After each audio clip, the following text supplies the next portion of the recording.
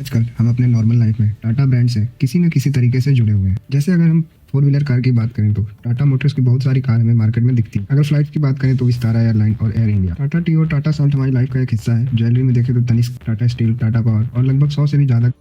टाटा को अपना ये बड़ा बिजनेस एम्पायर खड़ा करने में लगभग 200 साल का समय लगा। तब जाके लगभग हर जगह हमें टाटा के प्रोडक्ट्स मार्केट में दिखते हैं। तो आइए जानते हैं इस ग्रेट ग्रैंड बिजनेस एम्पायर की शुरुआत कैसे हुई। बात है साल 1822 की। गुजरात के एक गांव के पारसी परिवार में नसरावजी टाटा का जन्म होता है। उन साधारण ये एम्बिशियस बहुत थे। उनका खुद के ऊपर कि ये गाँव से बाहर जाकर कुछ बड़ा करेंगे। ये तब की बात हो रही है जब टाटा परिवार के पास कुछ भी नहीं था। उनका परिवार एक बहुत ही साधारण जीवन व्यतीत करता था। की उम्र में नसरावजी टाटा मुंबई शिफ्ट हो जाते हैं वो पूरा करने। 20 साल की उम्र में गांव छोड़ के शहर जाना कोई बड़ी बात तो नहीं है, लेकिन जब आपके साथ आपका परिवार हो कि उस समय नसर की शादी हो चुकी थी चली था साथ मुश्किल होगा मैनेज करना। Child marriage was very normal at that time. उस समय तकरीबन 1844-45 का लोगों को काफ़ी कम उम्र में ही शादी के वक्त 20 साल की उम्र से भी हो जाती थी। मुंबई आके नसरावजी टाटा ने कॉटन ट्रेडिंग एंड बिजनेस में कदम रखा। उनका मानना था कि वो अपने बच्चों को बेस्ट से बेस्ट एजुकेशन प्रोवाइड कराएंगे। इससे जितनी भी कमाई हुई उन्होंने मेक श्योर किया कि उनके बच्चे को बेस्ट एजुकेशन मिले। 1859 में जब इनके बेटे जमशेदजी टाटा की उम्र 20 जी को बिजनेस एक्सपेंशन के लिए हांगकांग भेजा। की उम्र में दूसरे देश बिजनेस एक्सपेंशन के लिए जाना अपने आप में ही बड़ी बात है, जबकि हम बात कर रहे हैं साल 1859। एक्सपीरियंस ये भी था कि जब जमशेदजी टाटा हांगकांग गए थे तब उनके साथ भी उनकी बीवी और उनका बच्चा। हांगकांग जाकर जमशेद जी ने बिजनेस एक्सपेंशन को लेकर काफ़ी काम किया। उन्होंने इंडिया की पहली स्टील फैक्ट्री लगाई, cotton mill Nagpur and only the Taj Mahal hotel was build by Tata group. Mumbai के इस आलीशान होटल के बारे में कौन नहीं जानता। जमशेदजी टाटा ने टाटा ग्रुप को एक नई ऊंचाइयों पर लाया। सारी फैक्ट्री लगाने के बाद जमशेदजी टाटा ने नोटिस किया कि उनके वर्कर काफ़ी एब्सेंट रहते थे। उस चीज़ से उन्होंने अपने वर्कर को डांट सुनाने की जगह उन्होंने कई सारे स्कीम लॉन्च की, जैसे कि provident fund, medical allowance. Overall अपने टाइम के जमशेदजी टाटा सक्सेसफुल बिजनेसमैन है। अब बात है 28 दिसंबर 1937 की। जन्म होता है सर रतन टाटा का। मुंबई में ही हुआ।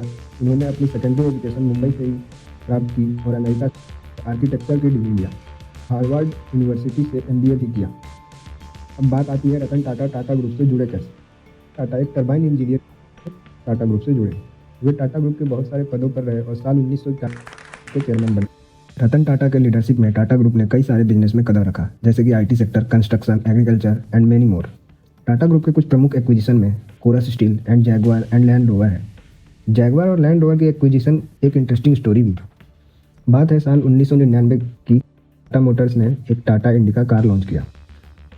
रतन टाटा चाहते थे कि उनकी पैसेंजर कार बिजनेस जो है वो फोर्ड एक्वायर कर ले और इसे बढ़ाए, लेकिन फोर्ड वालों ने इस ऑफर को ठुकरा दिया। रतन टाटा का मजाक भी उड़ाया। फोर्ड कंपनी के रिप्रेजेंटेटिव ने यह तक कह दिया था कि हम आपका पूरा कार डिवीज़न ही। ये बात रतन टाटा को बहुत बुरी लगी। साल 1979 में फोर्ड ने 2.5 बिलियन में जैगवार को खरीदा था और 2000 में लैंड रोवर को 2.7 बिलियन में एक्वायर किया था। अब आते हैं असली बात पर। एक्चुअली में फोर्ड जैगवार को अच्छे से चला ही नहीं पाई और अपने 19 साल के ओनरशिप में लगभग $10 बिलियन का नुकसान करा दिया। फिर बात है साल 2008 की। ग्लोबल फाइनेंशियल क्राइसिस के टाइम पे जब फोर्ड कंपनी बैंक करप्सी के कागार पर था, रतन टाटा जी ने जैगवार एंड लैंड रोवर को मात्र 2.3 बिलियन में एक्वायर कर लिया।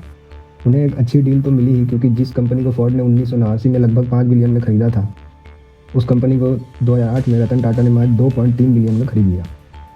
अच्छी डील के साथ साथ उनका एक दशक पुराना बदला भी पूरा हुआ। उस समय कहने वाले तो ये भी कह रहे थे कि जैगवार और लैंड रोवर को फोर्ड कंपनी नहीं चला पाई तो टाटा ग्रुप क्या चलाएगा। लेकिन हमारे रतन टाटा भी लंबी रेस के घोड़े थे। उन्होंने साल 2009 में मात्र एक साल के अंदर ही लगभग 50 बिलियन पाउंड का प्रॉफिट करवा के अपना लोहा मनवाया। सोचिए, जो कंपनी 20 साल से लॉस में चल रही हो और रतन टाटा के लीडरशिप में आने के एक साल में ही प्रॉफिटेबल हो गई। रतन टाटा कितने महान थे इसका अंदाज़ा हम इसी बात से लगा सकते हैं। रतन टाटा की एक और ख़ास बात है, वो अपनी कमाई का एक बहुत बड़ा हिस्सा दान कर देते थे।